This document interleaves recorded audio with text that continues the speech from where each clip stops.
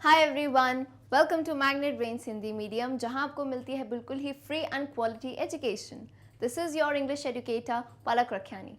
इस सेशन में हम बात करेंगे class 9th English chapter number 5 Echo and Narcissus के ग्रामर सेक्शन की। प्रीवियस वीडियोस में हम ऑलरेडी इस चैप्टर का detailed explanation and question answers तो पूरे डिस्कस कर चुके हैं। So don't worry if you guys have missed something, then description में जो है फुल प्लेलिस्ट की लिंक दी गई है, तो आप वहाँ से जाके सभी वीडियो लेक्चर्स को देख सकते हैं। इस पूरे सेशन में आपकी जो बुक है पैनोरामा पार्ट 1, उसमें जो बुक का ग्रामर सेक्शन है which is very important for your exam, हम उसे पूरा सॉल्व करेंगे। सो वीडियो के बिल्कुल एंड तक बने रहिएगा ताकि आपके सारे डाउट्स जो है क्लियर हो जाएं।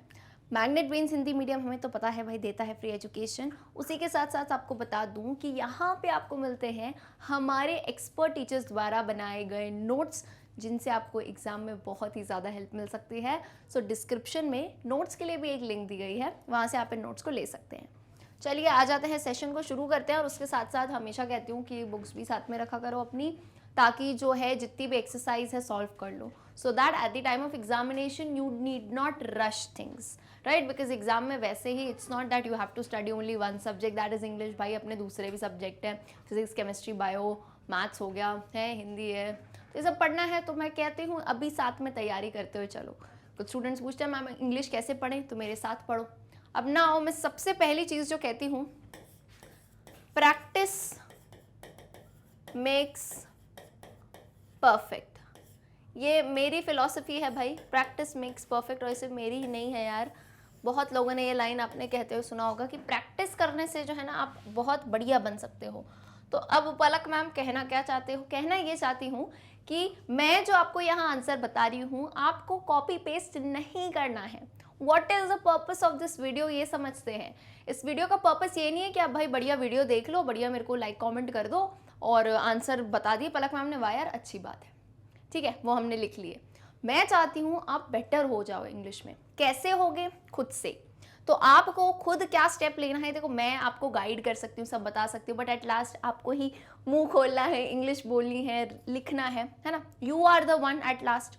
सो व्हाट इज़ योर ड्यूटी? आप हमेशा पेंसिल लेके बैठा करो और मैं कोई भी क्वेश्चन दूँ, you have all the facility, तुम 2 मिनट वीडियो को पॉज कर सकते हो, फटाफट से आंसर्स खुद लिखो, because that way you can check your understanding. सब अलग अलग हो भाई स्टूडेंट्स, तो सबके अलग अलग वे ऑफ अंडरस्टैंडिंग है, अलग अलग स्टेज पे खड़े हो, तो कैसे पता चलेगा? तुम इसे सॉल्व करो। 6 हैं, मान लो 6 में से 4 गलत आए, है ना, कोई बात नहीं, जितने भी गलत आ रहे हो तुम समझोगे कि मुझे इस पार्ट में इतनी मेहनत करनी है। मान लो किसी का एक भी गलत नहीं आया, तो नाउ यू नो कि this part of yours is strong, और तुम्हें जाना है उस पार्ट पे जो तुम्हारा पार्ट वीक है।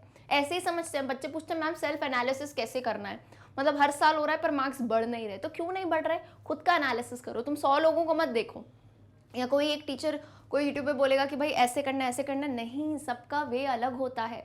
तो वो कैसे पता कर रहा है, मैं तुम्हें ट्रिक दे रही हूँ, निंजा टेक्निक दे रही हूँ, चाहे ये सब्जेक्ट हो कोई भी सब्जेक्ट हो।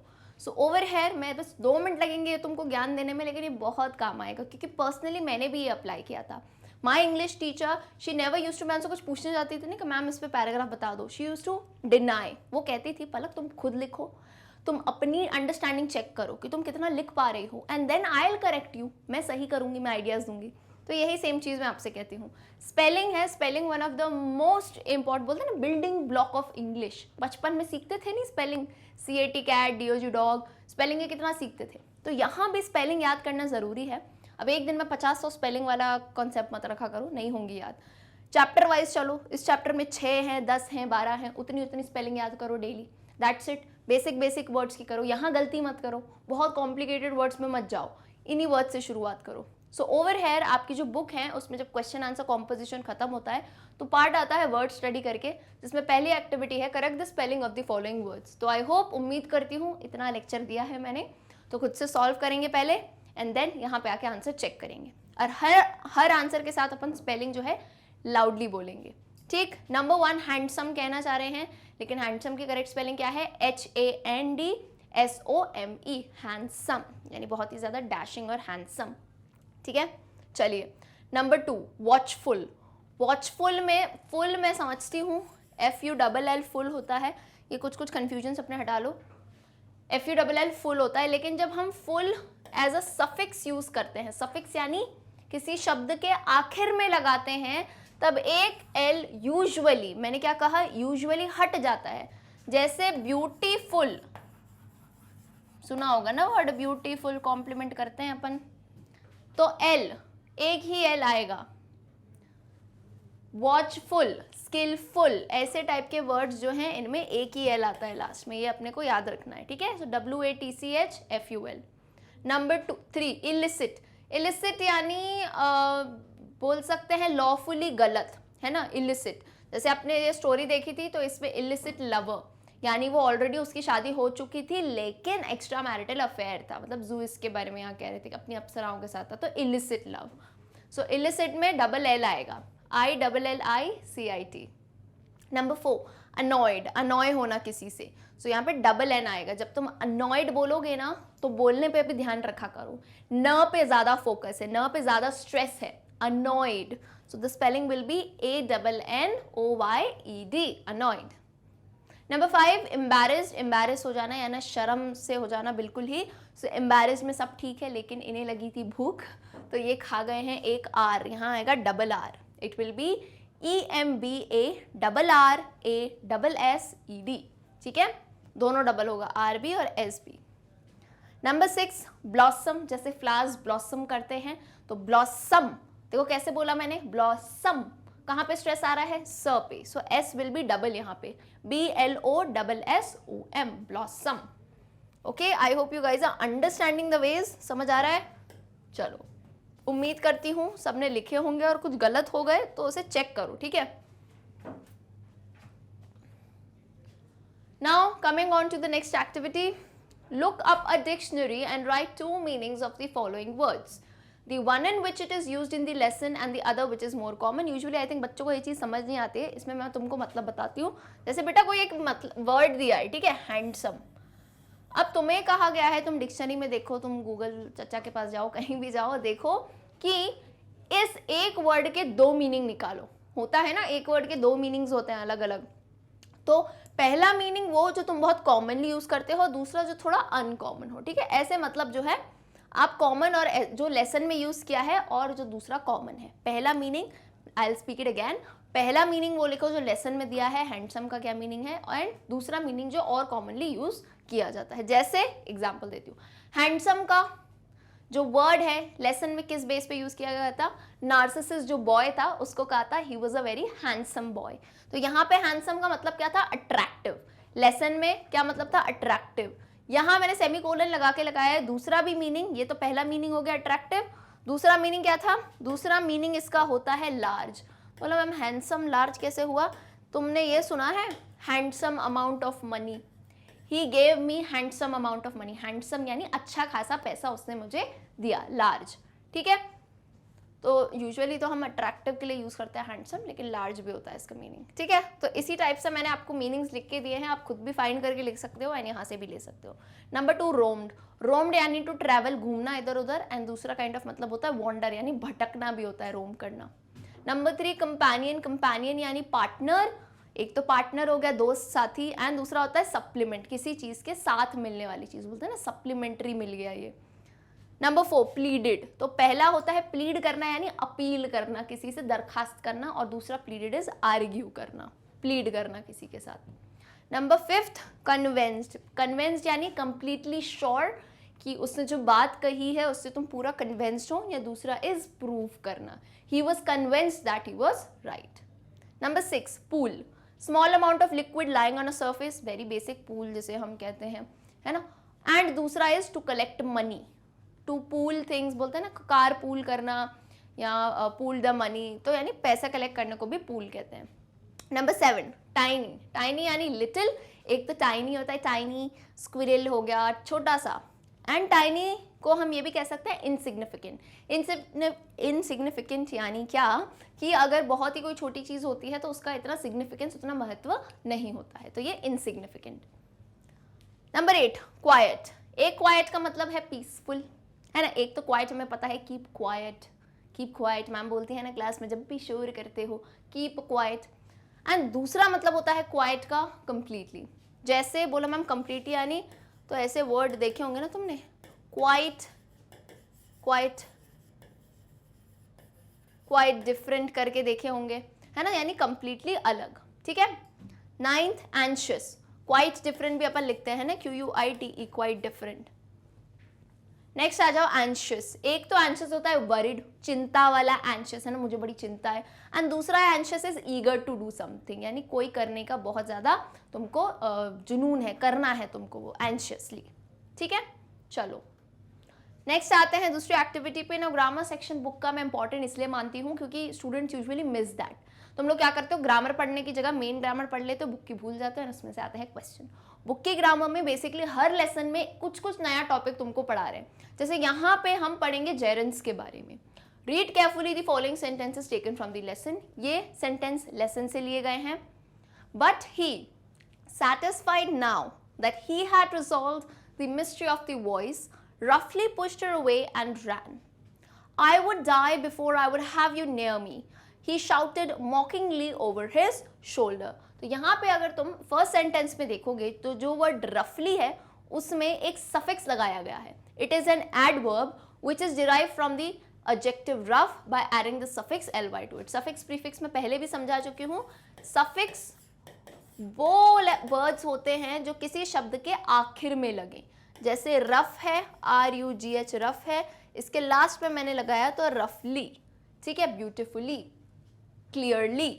इन द सेकेंड सेंटेंस जो एडवर्ब है mockingly, it is derive from the adjective mocking and by the adding suffix ly to it. Now आपको क्या करना है, बोलो मैम हमें क्या करना है ये बताइए, ये तो हम समझ गए। तुम्हारे लिए एक छोटी सी एक्टिविटी है, तुम्हें एडवर्ब्स बनाने हैं फॉलोइंग एडजेक्टिव से। तुम्हें कुछ वर्ड्स दिए गए हैं, तुम्हें बस उसमें जो है क्या बनाने हैं, एडवर्ब्स बनाने हैं। कैसे बनाओगे, सिंपली एड ly। क्या करना है, बाय, बता भी दे रही हूं मैं क्या करना है, अब ये तुमको खुद से करना है एंड देन फटाफट से आंसर चेक करना है, ठीक है।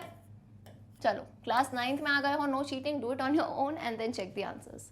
चलिए नंबर 1 स्किलफुल, स्किलफुली, ये जल्दी जल्दी करते जाएंगे अपन, है ना। Slow, slowly, wise, wisely, brave, bravely, smart, smartly, intelligent, intelligently, beautiful, beautifully, careless, carelessly. देखो सिंपल सा काम है, तुमको वर्ड पूरा का पूरा वही रखना है। You need not change the word, you just have to add ly। ये हुए, और भी वर्ड्स हैं थोड़े। Strong, strongly, bitter, bitterly. अब आता है चैलेंज 11th वर्ड पे। यहाँ पे ध्यान देना, हर वर्ड में नहीं होता है, लेकिन कुछ कुछ वर्ड्स हैं जो आपको ध्यान रखने हैं। हार्ट में अगर जिसने भी डायरेक्टली ऐसा कर दिया हार्टली, तो बेटा ये गलत है। हार्ट का केस अलग है थोड़ा, दिल की बात है भाई। HEART के बाद ly ऐड नहीं करते हैं, सिर्फ ILY ऐड करते हैं, ये है सही, heartily, that is the only difference. So यहाँ पे आंसर इज HEARTILY। बहुत सारे केसेस बेटा मैंने कहा नहीं होते हैं, लेकिन जो है बस आप उसको याद रखो, ठीक है। यहाँ गलती करी है तो करेक्ट कर लेना, और जिसने हार्टीली सही लिखा है do tell me in the comment section.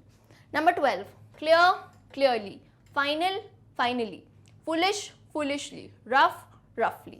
Okay, जैसे फाइनल में वर्ड में भी L है, तो तुमको ये नहीं कि एक L तो है ना तो इसे Y लगा देते, नहीं, तुम्हें LY ही ऐड करना है, ठीक है। जैसे पीछे वर्ड था ब्यूटीफुल, अब ब्यूटीफुल के एंड में ऑलरेडी L है, तो हमने सिर्फ ऐसे नहीं लगा दिया, हमने क्या किया, पूरा का पूरा LY लगाया, beautifully. Okay, do remember this. And heartily तो बिल्कुल अच्छे से हार्टीली याद रहना चाहिए। चलिए moving on to the next one. Next activity, one of my favourite activity, क्योंकि इसमें थोड़ा मेहनत लगता है, थोड़ा बोलते हैं ना ब्रेनस्टॉर्मिंग होती है, यार दिमाग कैसे खुलता है ये एक्टिविटी करने से। तुम्हें क्या करना है, find out from the lesson the words of which the meanings have been given in column A, the last part of each word has been given in column B। बहुत इंटरेस्टिंग एक्टिविटी, यानी खुद से करोगे solve, ठीक है। And मुझे comment करके बताना कि किसके कितने आंसर्स सही गए। 7 में से आई थिंक पूरे 7 ही हैं, यस। 7 में से तुम लोग के कितने गए, जैसे मान लो 5 सही गए तो 5 आउट ऑफ 7।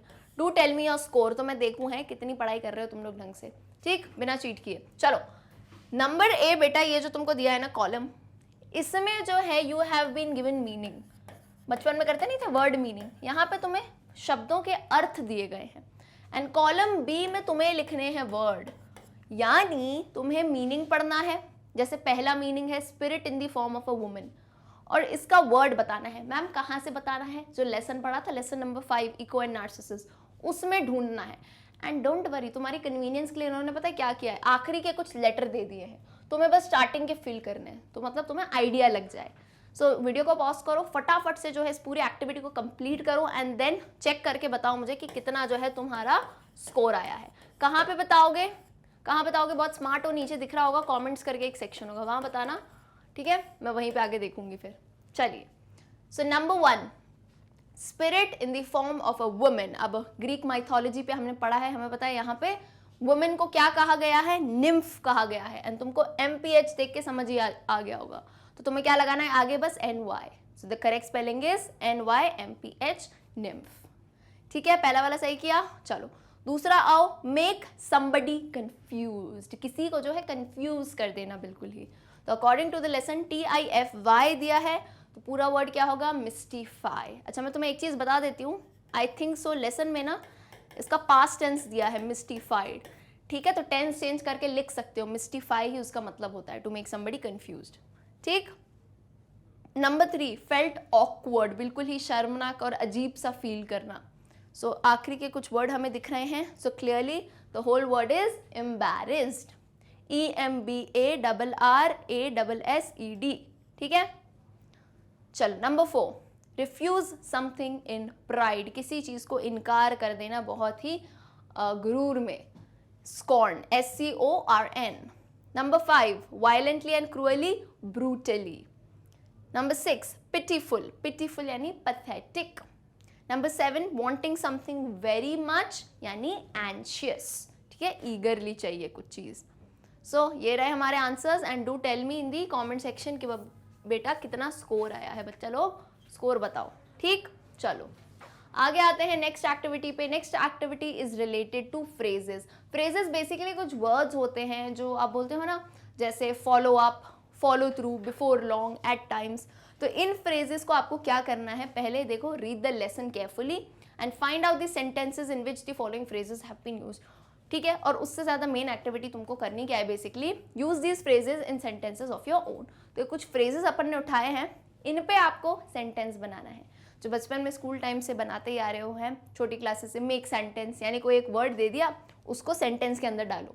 तो यहाँ आपको कुछ फ्रेजेस दिए हैं, you have to use them in the sentences.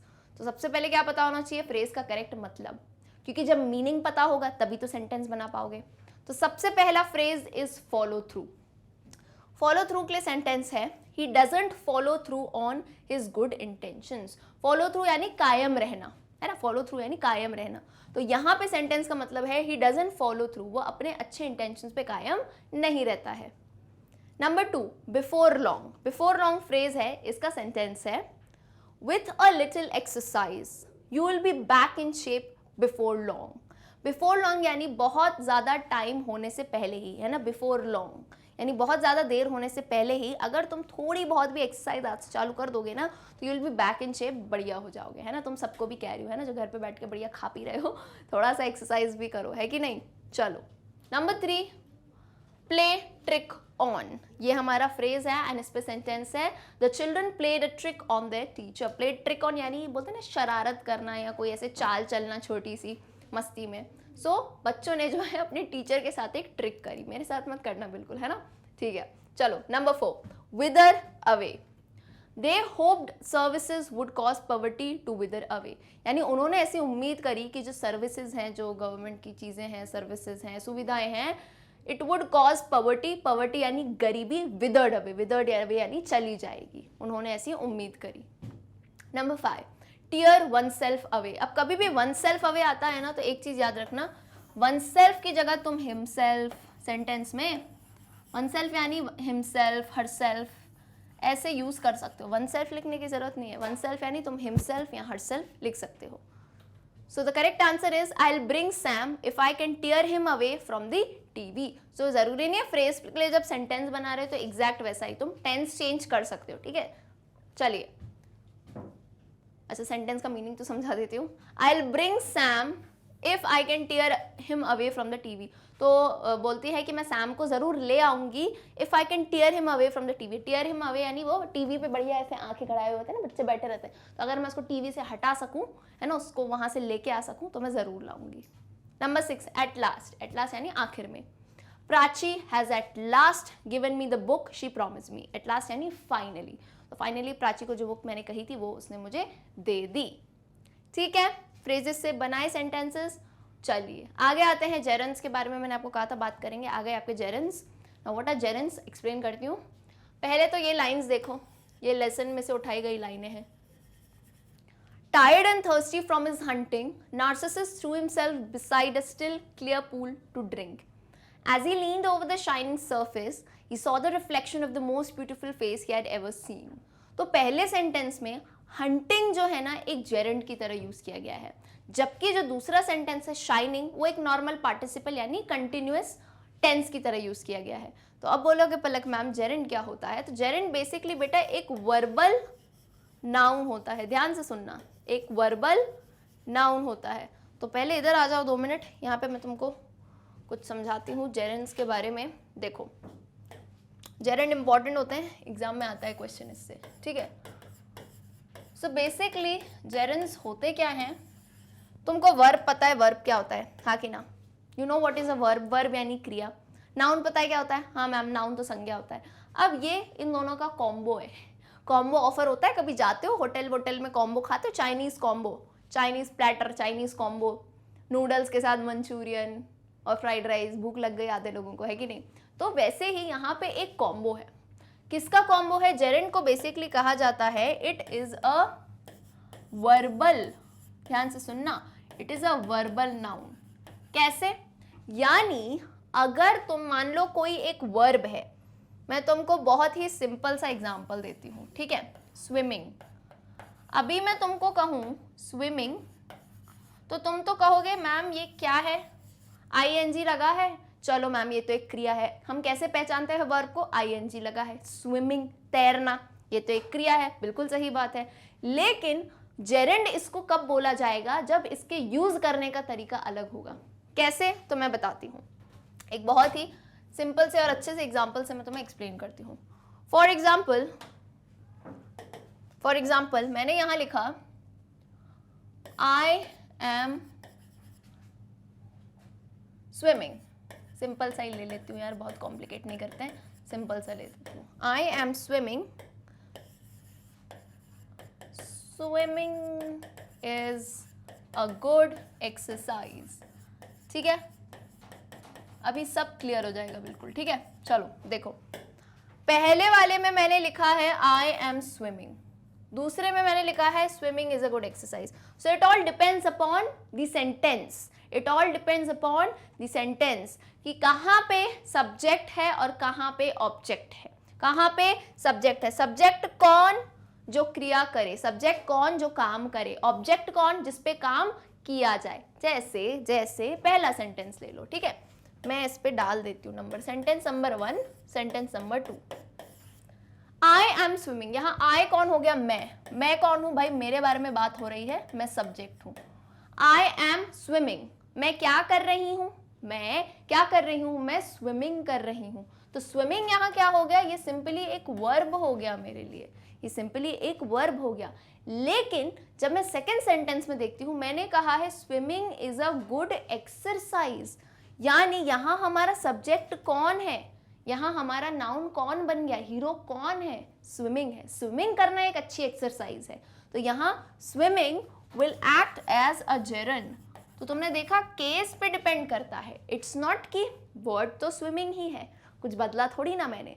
क्या बदला गया? सेंटेंस। अगर और समझना है तो आ जाओ आगे, कुछ और एग्जाम्पल्स अपन देखते हैं। A gerund is a verbal noun. It is formed by adding ing to the end of the first form of the verb. Verb के first form में हम ing लगाते हैं. As a noun, it is used in various ways. किस way में हम उसे use कर सकते हैं? It can be used as a subject. It can be used as an object to a verb, an object of preposition, and as a complement of a verb. जैसे वही मैंने आपको बताया था example. Swimming is a good exercise. I like painting. A gerund can be used after preposition. Example, He stopped me from smoking. It is used in the following ways. Subject के तौर पे कैसे यूज कर सकते हो? Swimming is a good exercise. Smoking is injurious to health. Walking is good for health. Object के तौर पे I like painting, she hates smoking, I know swimming. So आपको क्या करना है, अब आगे एक छोटी सी एक्टिविटी है. You need to fill the blanks with suitable gerunds. तो suitable gerunds यहाँ तो मैं कोई ब्रैकेट में दिया नहीं है. सेंटेंस समझ के खुद का दिमाग लगा के आंसर लिखो. जैसे पहला क्वेश्चन है he was accused of, उस पर किसका इल्ज़ाम लगाया गया था? तो इल्ज़ाम किस पे लगता है, मतलब कुछ अगर खराब किया हो, चोरी करी हो, चीटिंग करी हो, तो मैंने लिख दिया he was accused of cheating. Gerund लगाना है, तो cheating is a gerund over here, ing है. She stopped her mother from cooking. Number 3, I controlled myself from laughing. Number 4, he avoids dealing ruffians. Ruffians basically चोर उचक्कों को कहते हैं ना, जो चोरी वगैरह करते हैं. Number 5, they were accused of mocking. Mocking यानी मजाक उड़ाना किसी का. The participle as is obvious in the second sentence shining works as a verb as well as an adjective. Main difference क्या है एक जेरेंड और एक पार्टिसिपल में? पार्टिसिपल बेसिकली जो हमारा टेंस है, प्रेजेंट जैसे कंटिन्यूस टेंस हो गया, is that a gerund works as a noun and a verb while a participle works as an adjective to qualify nouns or pronouns. I hope it is clear. देखो 3 type के participle हमें पता है, although एक पूरा अलग session आएगा इसके ऊपर, बट बुक में दिया था ग्रामर में, तो फटाफट से कवर करते हैं. प्रेजेंट पार्टिसिपल यानी जिसे हम कहते हैं वर्तमान काल. पास्ट पार्टिसिपल यानी जिसे हम कहते हैं भूतकाल. परफेक्ट पार्टिसिपल यानी परफेक्ट वाले में क्या होता है मैं तुमको बताती हूँ. परफेक्ट बच्चों को समझ नहीं आता है, मैं निंजा टेक्निक देती हूँ. जहाँ पे भी हैज़ और हैव दिखने लगे, हैज़, हैव, हैड, ये सब क्या हो गए? परफेक्ट हो जाते हैं. हैज़, हैव, हैड लगने से परफेक्ट हो जाते हैं. Present participle shining in the second sentence above has been used an adjective. Barking dog seldom bite. तो ये सब जो है एग्जाम्पल्स हैं. अब यहाँ पे जो है तुम्हें फिलअप करके मीनिंगफुल सेंटेंस बनाना है. वही सेम केस है जैसे जेरेंड में किया था, दिमाग लगा के सेंटेंस बनाओ. तुमको कोई ऑप्शन कुछ नहीं दिया है. जैसे number 1, a crying child gets milk. ये एक प्रोवर्ब है, एक सेइंग है. A crying child gets milk. Number 2, he was hit by a running car. Number 3, investigating officers did the investigation. Number 4, hunting dogs is a type of dog. Caring parents sometimes spoil their children. I was charmed by the beauty of Palitana city. Patna is a beautiful city. Bihar वाले को पता है भाई, है ना, पटना बहुत ही सुंदर शहर है. Number 8, this is my playing room. Okay, so आप अपने हिसाब से भी ऐड कर सकते हो. तो मैंने अपने हिसाब से किया. You can do it on your own. Sentence समझ के अपने हिसाब से आंसर बना सकते हो. ठीक. पास्ट पार्टिसिपल हमें पता है डी, ईडी और यहाँ टी लगता है. जैसे टायर्ड, लॉग्ड, रिटन. पास्ट में क्या लगता है? डी, ईडी और जो है टी लगता है. जैसे लर्न है वर्ड, तो लर्न का पास्ट टेंस बनाना हो तो लर्नड, टी लगता है यहाँ पे. ठीक है, लर्नड. राइट, रिटन हो गया. लॉक, लॉक्ड हो गया. टायर, टायर्ड हो गया. ठीक. चलिए अब आते हैं, जैसे ही ट्रांसलेशन दिखता है, पता है स्टूडेंट्स को लास्ट एक्टिविटी है. ट्रांसलेशन इज वेरी इंपॉर्टेंट भाई, बहुत ज़्यादा इंग्लिश टेस्ट हो जाती है आपकी इसमें. तो इसमें ध्यान किसका रखना है? टेंसेस का ही. तभी तो टेंस पढ़ लिए, पास्ट, प्रेजेंट, फ्यूचर. टेंसेस का ध्यान रख के आंसर को ट्रांसलेट करेंगे. Translate the following sentences into English. Again you will do this activity और योर ओन. सबसे पहले खुद करना और देखो तुम इंग्लिश में गलती कर कहाँ रहे हो. ठीक है, पर्पसली मैं कह रही हूँ बेटा, यहाँ जितनी गलतियाँ करोगे चलेगा, बस एग्जाम में नहीं करनी है. ठीक है, पलक मैम है ना, जितनी गलतियाँ कर रहे हो ठीक है, बस सुधारो उनको.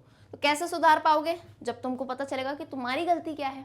So if you do this और तुम्हें पता चला मैंने तो फर्स्ट, थर्ड सेंटेंस में गलती करी है, और गलती में भी एक पैटर्न नजर आएगा कि हो सकता है तुम इज या आर लगाने में गलती कर रहे हो, पास्ट टेंस में बदलने में गलती कर रहे हो, है कि नहीं. चलिए, नंबर 1, मैंने उसे पार्क में बैठा हुआ देखा. I saw him sitting in the park. Saw क्यों कर दिया मैंने सी का? क्योंकि देखा है. आई सॉ हिम, सी नहीं लिखा, पास्ट टेंस लिखा. Saw him sitting in the park. मैंने उसे पढ़ते हुए पाया. I found him reading. Found आया है, फाइंड नहीं है. क्यों? क्योंकि पढ़ते हुए पाया, पहले की बात कर रहा है. I found him reading. उसने मुझे सोया हुआ पाया, तो वही प्रोसेस चलेगा. He found me sleeping. Police ने चोर को भागते हुए देखा.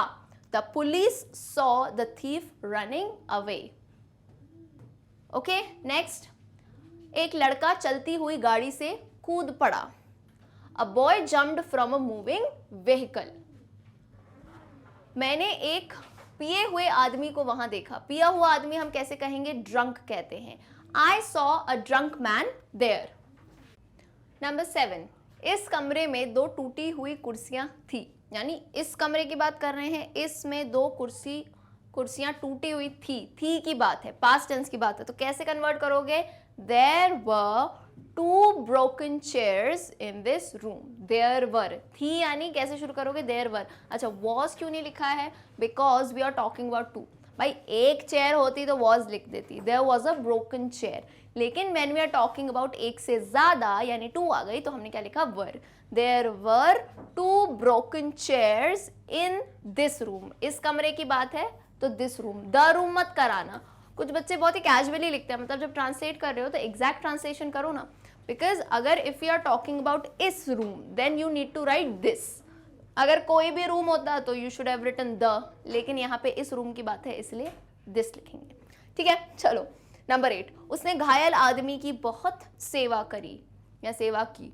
ही did a lot of service to the injured man. Lot of service यानी क्या होता है? अपनी सर्विस देना, अपनी सेवाएं देना, है ना। चलो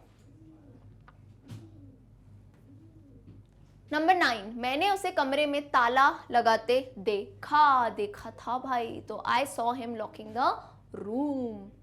सुबह में टहलना लाभदायक है। Walking in the morning is beneficial. Beneficial यानी लाभदायक, बेनिफिट वर्ड से बनाया है हमने बेनिफिशियल। लाभ यानी देखो, लाभ हो गया बेनिफिट। कैसे वर्ड बना सकते हैं वो भी मैं तुमको तरीका सिखा रही हूँ कि कोई भी ट्रांसलेशन आए तो भाई अपन कर सकते हैं। लाभ हो गया बेनिफिट, तो लाभदायक क्या हो जाएगा? बेनिफिशियल। यहाँ गलती करते हो, कुछ बच्चे लिखेंगे walking in the morning is benefit. अरे बेनिफिट क्या, टेंस तो सही लगाओ, लाभदायक लिखा है। अगर तुमको मैं हिंदी में ये गलतियां करूँ ना तो तुम यूं पकड़ लोगे, कैच कर लोगे, है कि नहीं? तो इंग्लिश में क्यों नहीं कर पाते हो? सुबह में टहलना लाभ है, अगर मैं ऐसा लिखती तो सोचो, अगर कोई ऐसी हिंदी बोले तुम्हारे सामने सुबह में टहलना लाभ है, हंसोगे, बोलो भाई लाभ नहीं लाभदायक होता है। तो वैसे ही अगर तुमने लिखा walking in the morning is benefit तो तुम पे इंग्लिश टीचर फिर बोलेंगे बेटा मार्क्स कटेंगे। ठीक, लाभदायक बेनिफिशियल। नंबर 11, सिगरेट पीना हानिकारक है। ये तो सबको आएगा क्योंकि मूवीज देखते हो तो उसमें क्लियरली लिखा रहता है स्मोकिंग सिगरेट्स इज हार्मफुल या फिर smoking cigarettes is injurious to health. थोड़ा डिफरेंस आ सकता है, इंजूरियस टू हेल्थ भी लिख सकते हो। सिगरेट की स्पेलिंग सही लिखना, CIGARETTES। ठीक है, ऐसे मत लिख देना सिगरेट है, सिगरेट। बहुत लोग ऐसे स्पेलिंग बनाते हैं भाई। इंग्लिश में ये फ़र्क है, इंग्लिश और हिंदी में, तभी हमारी मातृभाषा क्यों इतनी प्यारी है भाई, क्योंकि हिंदी में जो हम बोलते हैं वही हम लिखते हैं, लेकिन इंग्लिश का ऐसा नहीं है। तो तुम्हें स्पेलिंग बुक्स पढ़नी पड़ेंगी, उनको देख के याद करनी पड़ेंगी, बिकॉज अगर तुम प्रोनाउंसिएशन पे जाओगे तो सिगरेट तो ऐसा भी लिखूँ तो भी चलेगा भाई, पर ये गलत है ना, सिगरेट की स्पेलिंग तो है ये वाली। ठीक, चलो 12th पे आ जाओ, लास्ट वाला है गेस। मैं गाना जानता हूँ, I know how to sing. खैर मैं नहीं जानती हूँ, मैं गाऊंगी तो सभी बच्चे भग जाएंगे यहाँ से। ठीक है, चलो डन है। Alright, so with this we end the grammar section of chapter number 5, ego and narcissism. Hopefully यार चीज़ें समझे होगे कि पलक मैम क्या कहना चाहती है, किस तरह से तैयारी करनी है, और वीडियो अच्छा लगता है, पसंद आता है, कॉन्सेप्ट्स क्लियर होते हैं, to tell me in the comment section, ताकि हमें भी जो है मोटिवेशन मिलता रहे। वीडियो को लाइक एंड दोस्तों के साथ शेयर करना बिल्कुल नहीं भूलेंगे। क्यों? क्योंकि बेटा ज्ञान बांटने से ही बढ़ता है। ठीक है, तो एक बार आपको ओवरव्यू दे देती हूँ भाई। मैग्नेट ब्रेन्स देता है बिल्कुल ही फ्री एंड क्वालिटी एजुकेशन। जितना भी क्लास 9 का आपको इंग्लिश का कोर्स है बिल्कुल ही फ्री है विद क्वालिटी एजुकेशन। हमारा चैनल दोनों मीडियम में है, इंग्लिश एंड हिंदी मीडियम में भी। तो भाई चैनल को और जो है प्यार दो, अपना बढ़ाओ, ताकि हम जो है और ऐसे ही बेहतरीन वीडियोस लाते रहें। And one more thing, social media पे तो आई गेस सभी हो गए, तो आप जो हैं हमें हमारे इंस्टाग्राम हैंडल्स पे भी फॉलो कर सकते हैं for more updates. See you all in the next session, जिसमें हम इसी पर्टिकुलर चैप्टर के MCQs डिस्कस करेंगे। Till then, good bye.